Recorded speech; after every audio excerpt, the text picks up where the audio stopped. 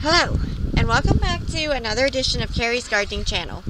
Today is May the 18th, 2018, and I have my polka dot plants here. Here's one pack, and here's the other pack.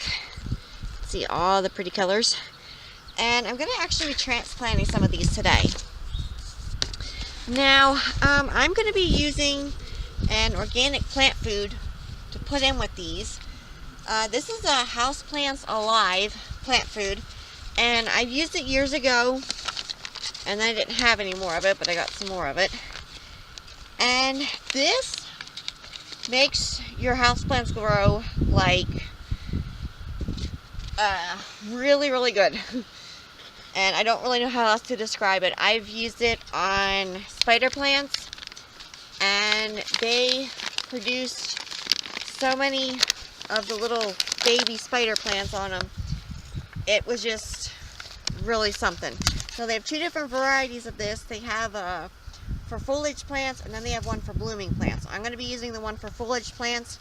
This is a 442, and I'm going to be actually mixing this in with this. So I'm going to be putting in, it's 1 tablespoon per quart of soil. So I'm going to be putting in 1. I'm going to go a little bit less because I know what this does with these.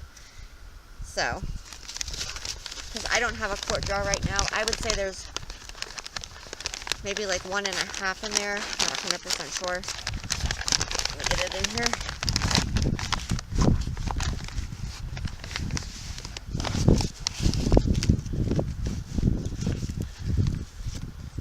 Okay. Sprinkle some of this in here. I'll put the rest back away.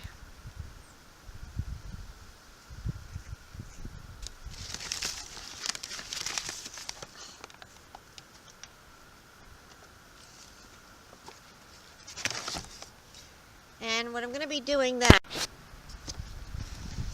Okay. So I'm going to mix this in now. I have my little tools here.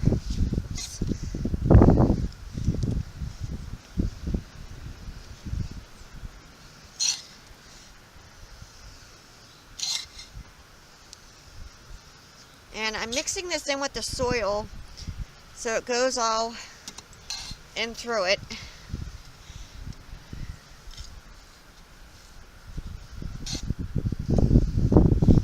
And you can feed these with just a regular Miracle-Gro if you choose to, that's fine. I just know how this stuff makes these grow, so I'm using it on them.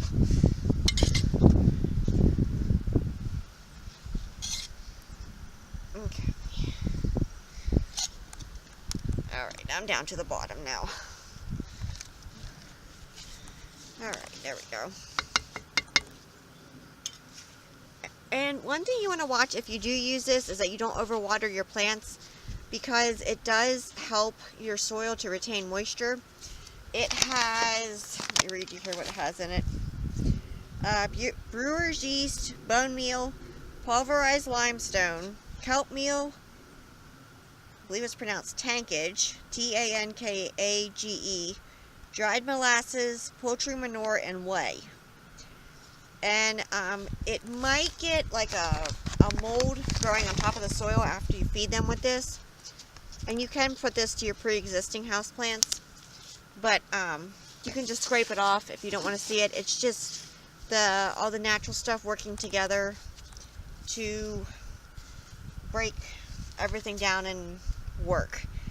It's actually also good for if your plants develop a really hard like crust on the soil surface.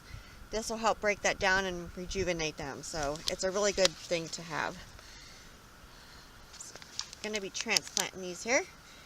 And let's see, which one do I want? There's so many to choose from. I want to show you the different colors here. We have white, we have a light pink, we have red and green, we have the pink, and this is a little bit darker pink. So let's see here. I'm going to be putting probably 2. Each one of these has 4 plants in it. And you can plant these together for a really nice full planter. wind's blowing on me, so I'm trying to move my stuff around so I don't lose it. And I'm roughing the root systems up on this. Now you can pinch these to make these stay shorter.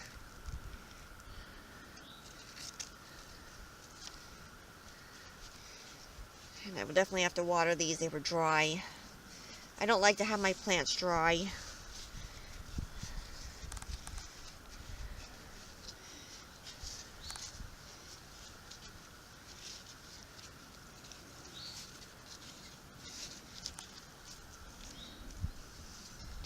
And these make cute little accents for like on your desk and different things, or just as a house plant, as a gift. If you want to give one as like a gift or something, you could definitely do that.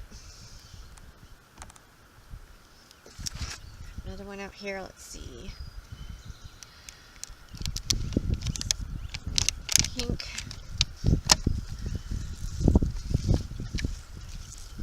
And this is the Splash Select Mix that I'm planting here. They do have another one out called Confetti.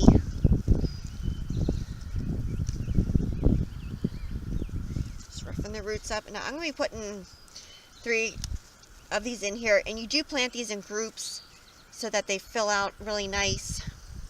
You don't want to just put like, I wouldn't recommend putting just one plant in a container. I don't think you'll get the full effect that you're looking for.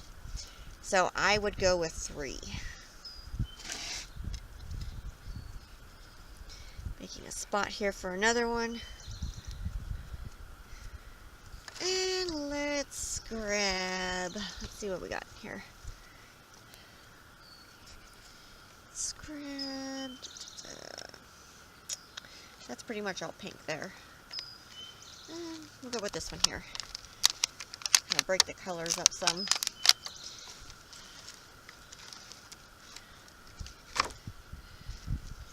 And you can use these in mixed planters as well. You can use them with begonias, you can use them with fuchsias, you can use them with coleus. You can use them with other house plants. You can use them with spider plants, ivy.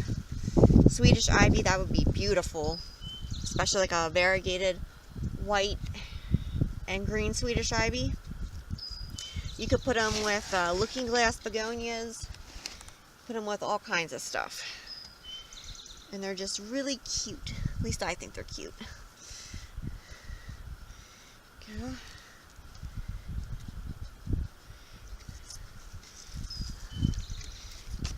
All right. One's a little wilted. It will bounce back after it gets watered. This should fill in over here. I used pretty much most of my single ones that I had. So this should all fill in here. And you can pinch the top side of these to make them a little bit more bushier. That's another option that you can do. So I'm going to be watering this now. And I'll probably have to come back in and fill in around it when I'm done watering it. Just put some of the soil back in here. Go. Some more soil.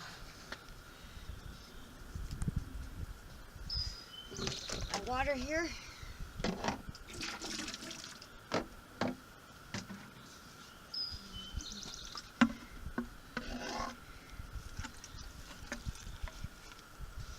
And I have to go get some more water. I'll be back.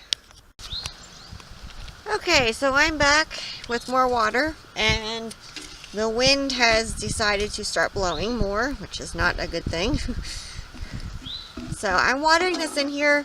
Now, your polka dot plants will be, they can get 12 inches tall and 9 inches wide.